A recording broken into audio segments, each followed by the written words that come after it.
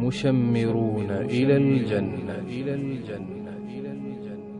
أنا أحمل كل مسؤول، وأحمل كل مستقيم، وأحمل كل شيخ، أحمل من هذا المنبر شبابنا وهم شبابنا ترى يموتون لكنهم ترى طيبين. صح يموت سكران، صح يموت محشش، كان يستناك تيجي تجلس معاه دقيقة بس، كان يستناك.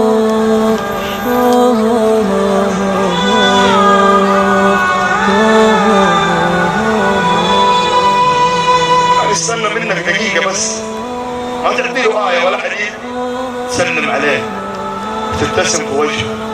هذول أخوان، هذول شبابنا. يرضيك تلقاه ميت سكران؟ يرضيك انك تشوفه يتعالج من ادمان في مستشفى عمل؟ يرضيك انك تشوفه في جمعية مرضى الايدز مصاب بايدز؟ تحسبوني لما نذكر قصص زي هذه فرحان؟ اقسم بالله بعض الاحيان على مخدتي وعيني تدمع، لأن النبي صلى الله عليه وسلم يقول: لا يؤمن أحدكم حتى يحب لأخيه المسلم ما يحبه لنفسه.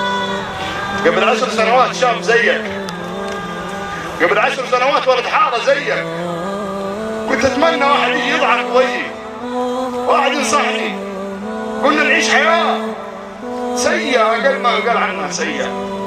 بعد الله ما أكرمنا بالنور بالهداية، نجي نجلس في بيوتنا مع زوجاتنا وعيالنا، أخويا وأخوك غرقان، أخويا وأخوك يموت على غير لا إله إلا الله، أخويا وأخوك يموت معشش سكران، والله ما أرضاها.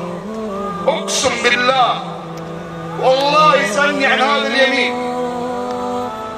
إني أضحي بعمري من أجل شبابنا وأمتنا، من أجل ديننا ووطننا.